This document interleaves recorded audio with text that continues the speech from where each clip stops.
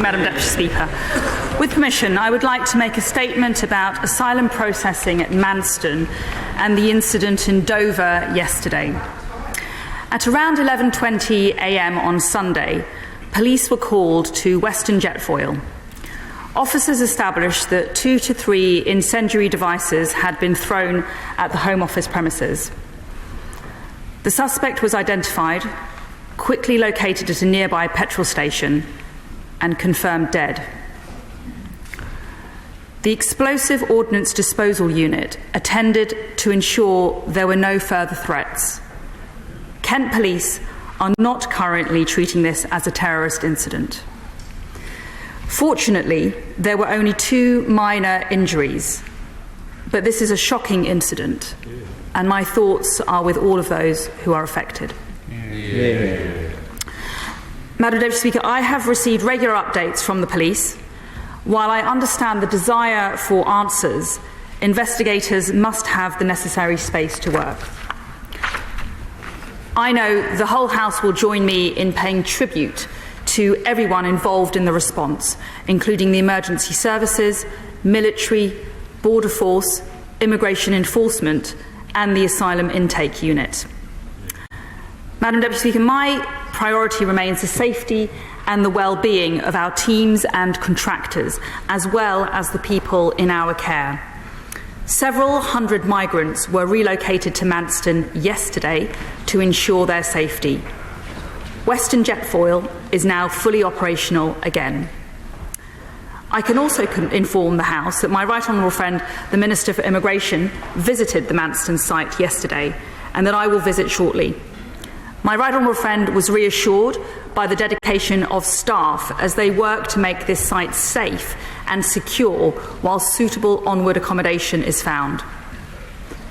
As members will be aware, we need to meet our statutory duties around detention and also fulfil legal duties to provide accommodation for those who would otherwise be destitute. We also have a duty to the wider public to ensure that anyone who has entered our country illegally undergoes essential security checks and is not immediately free to wander around local communities with no fixed abode. When we face so many arrivals so quickly, it is practically impossible to procure over 1,000 beds at such short notice. Consequently, we have recently expanded the site and are working tirelessly to improve facilities. There are, of course, competing and heavy demands on housing stock, including for Ukrainians, Afghans, and social housing. We are negotiating with accommodation providers. I continue to look at all available options to overcome the challenges we face with supply. This is an urgent matter, Madam Deputy Speaker, which I will continue to oversee personally. I will now turn to our immigration and asylum system more widely. Let me be clear. This is a global migration crisis. We have seen an unprecedented number of attempts to illegally cross the channel in small boats. Some 40,000 people have crossed this year alone, more than double the number of arrivals by the same point last year. Not only is it unnecessary, because many have come from another safe country, it is lethally dangerous. We must stop it. It is vital that we dismantle the international crime gangs behind this phenomenon. Cooperation with the French has stopped over 29,000 illegal crossings since the start of the year, twice as many as last year, and destroyed over 1,000 boats. And our UK-France Joint Intelligence Cell has dismantled 55 organised crime groups since it was established in 2020. The National Crime Agency is at the forefront of this fight. Indeed, NCA officers recently joined what is believed to be the biggest ever international operation targeting smuggling networks. This year has seen a surge in the number of Albanian arrivals, Madam Deputy Speaker. Many of them, I'm afraid to say, abusing our modern slavery laws. We are working to ensure Albanian cases are processed and individuals are removed as swiftly as possible, sometimes within days. The Rwanda Partnership will further disrupt the business model of the smuggling gangs and deter migrants from putting their lives at risk.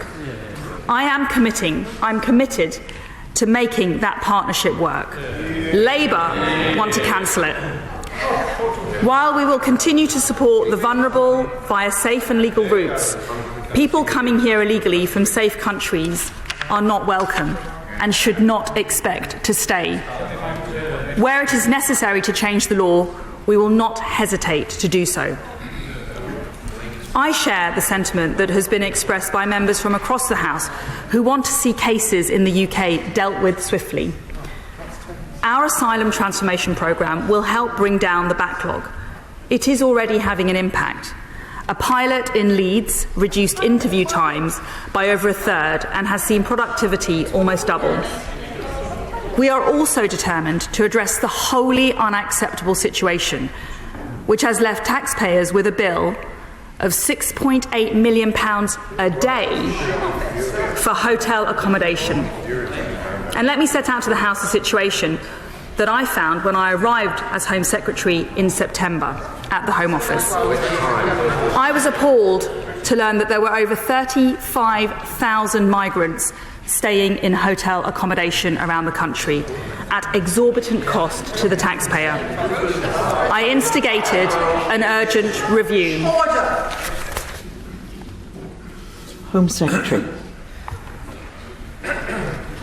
I pushed officials to identify accommodation options which would be more cost-effective and delivered swiftly while meeting our legal obligations to migrants. I've held regular operational meetings with frontline officials and have been energetically seeking alternative sites. But I have to be honest, this takes time and there are many hurdles.